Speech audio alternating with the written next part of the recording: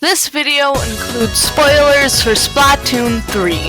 If you haven't played it yet and don't want to get spoiled, I advise you clicking off this video.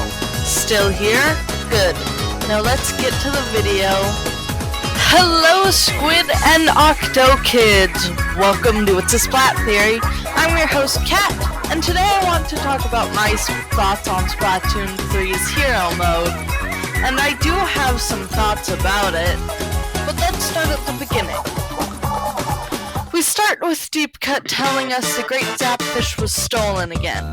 And finally they mention of them having to conserve energy because of it. Thank you! Next, we follow with the tradition of the new Squid Beak Splatoon, enrolling an Inkling/Octolink who doesn't know what they're doing or what they're getting into, and taking their silence as agreement. Then we go through 4 levels, learning the mechanics of the game, and getting back into the swing of being the hero that the Inklings need. Then we get to the last ball of Fuzz Ooze, and down comes DJ Octavio. I got so excited, for I knew it could only mean one thing. Cuttlefish tells DJ Octavio to give the Great Zapfish back, and DJ Octavio comes back, demanding Cuttlefish to give him his army back. At this point, I'm yelling with joy because I was right. A fight ensues between the new Agent 3 and DJ Octavio. Agent 3 wins, quite easily in fact. Cuttlefish comments that DJ Octavio was beaten so easily that it was almost like he wasn't using the power of the Great Zapfish, which has to be a joke on how the fight was easier in Splatoon 2 than in Splatoon 1. At this point, I was delighted, and I didn't even realize that it got better. Agent 3 and Cuttlefish end up being swallowed by the ground. We land in front of Agent 1, Agent 2, and the new captain. They proceed to tell us that Cuttlefish is lost. But it's fine, they put a tracking device on him. And they're getting 3 song signals from 3 different islands. And they want Agent 3's help to find him. Also, the little dancing they do is so cute and so ridiculous. Anyways, we go into the first kettle before us, and ooh, what's that? A new AI thing? This time a whale? And did you catch that when it starts booting up, it makes the sound of the Splatfest fax machine? I didn't the first time, but it could have so many implications about Splatfests. But that's a theory for another day. Anyways, you make your way through the different kettles, and before we get to the next story point, can we talk about how hard some of these break the targets levels are?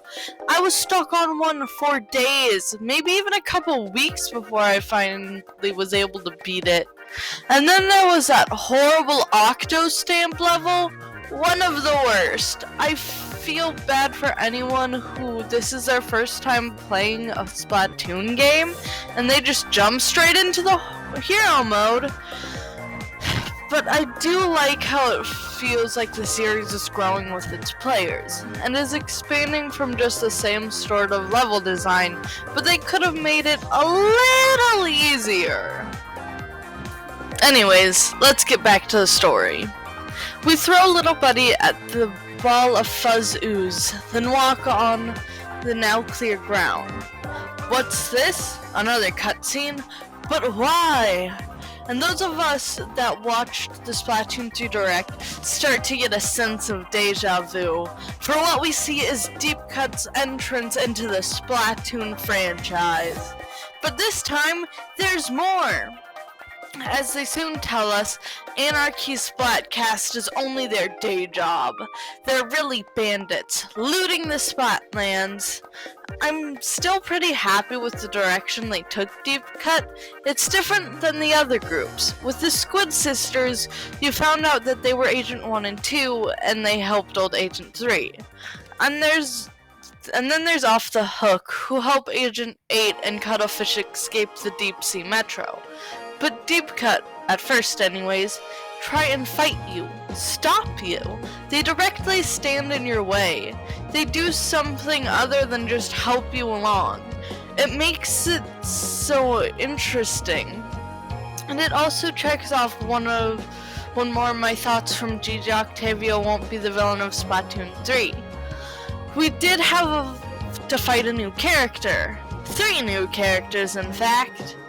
Also, I hear you, yes, we did have to fight Callie in Splatoon 2, so she wasn't helping us along. But I think it's a little different being brainwashed than trying to fight someone with full knowledge of what you're doing. Next, I believe we get a comm from Cuttlefish, saying he's alive, but trapped in a dark room, and he'll try to find a way out. We go through another island, ending with a fight with Fry. I think this is my favorite Deep Cut fight. It's not extremely easy like Big Man's, and it's not as much waiting around as Shiver's fight. I also love Fry's animation in it, it's so well done. We fight through another 2 islands, ending in a battle with Shiver. There's not much to say about this fight. We ink the shark, throw little buddy into the shark's mouth, and ink the shark again. But what came after it, oh, it made me so excited and so happy. And I was frantically telling people that Mr. Grizz, the Mr. Grizz, Salmon Run, boss of Grizzco Industries, Mr. Grizz was the villain, the main antagonist, the big bad of Splatoon 3. I was also slightly in shock because I realized that my most popular theory, the one that made my channel have more than 15 subscribers, was almost dead on. Like, I expected the main part of the theory to be right, you know, the whole DJ Octavio thing. But when I threw out that I thought either Mr. Grizz or a new character would be the antagonist of Splatoon 3, I wasn't certain about it. And to find out that both were at least kind of right was crazy. I'm still stoked about it. But enough about that theory. We have more hero mode to go through. After that, we have 2 more worlds to fight through. Then we get to Big Man's boss fight, and it is easy. I don't think I died once. It might have been that my hero suit was almost all the way upgraded, so I had the target spotter thing, but jeez, for that being the last boss fight before the rocket, it felt too much like a free win. You could have put Shiver's or Fry's fight after his. At least they have some thinking required, and isn't just, oh yes, ink the ground.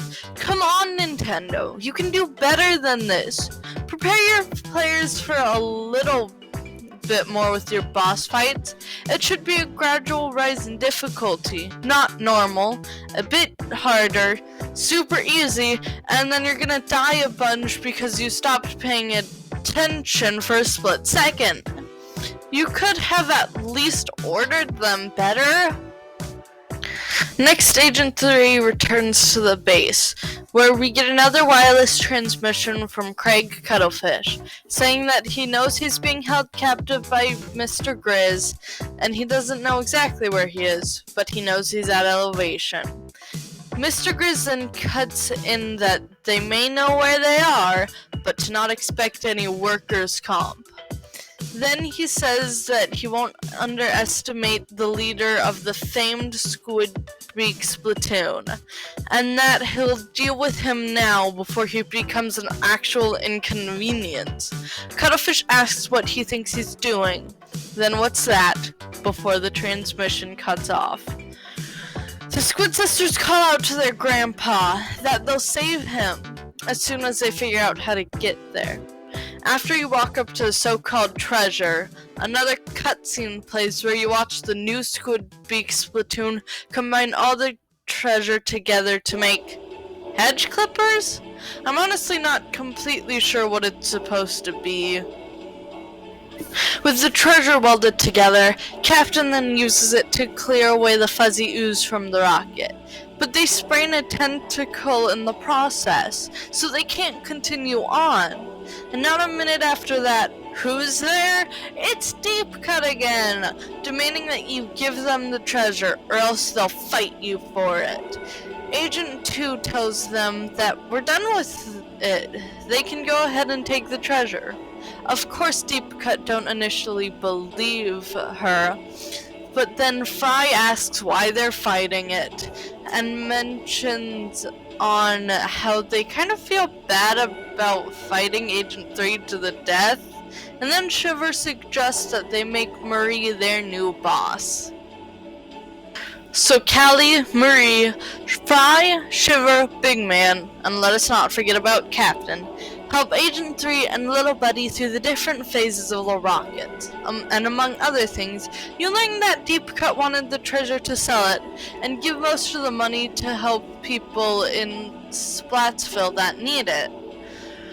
Also throughout the in-between of the levels leading up to the rocket, you hear from Mr. Grizz and the former Captain Cuttlefish. Grizz tells Cuttlefish that the world as it is currently out of balance. Marine life and mammals have swapped places, and not for the better. That you can't even run a company like this, let alone the world. And that he wants to restore order. Eventually, after completing all phases leading up to the rocket, you find Cuttlefish in squid/cuttlefish form, completely dried up, and suddenly the screen darkens with a gigantic shadow of a bear. "Welcome," he says. Then white text pops up.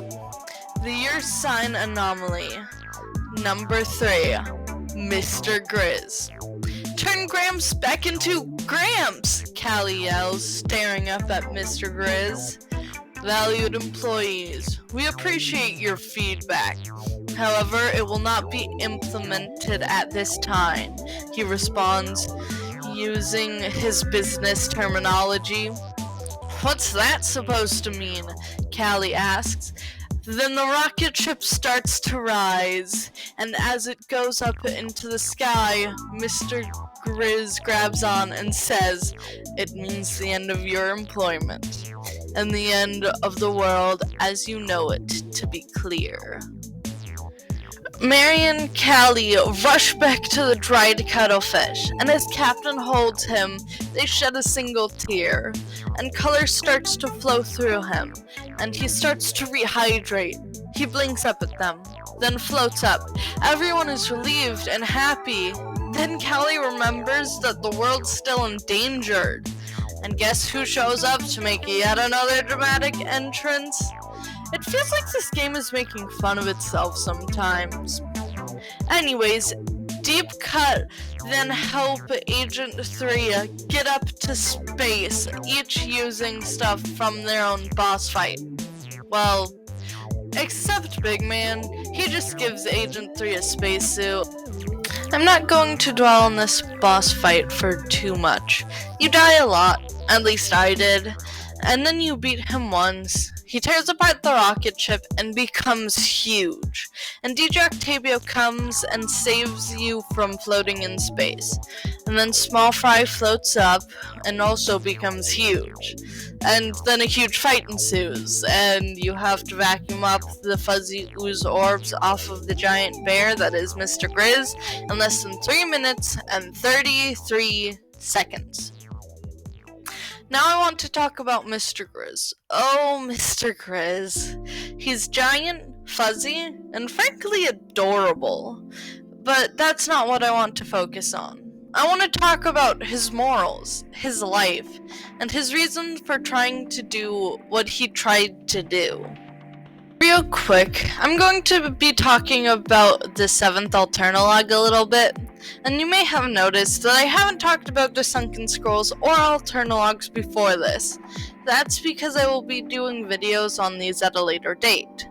But you can't talk about Mr. Grizz without talking about the final Alternalog. At surface level, Mr. Grizz looks like a horrible, awful, terrible, and bad guy.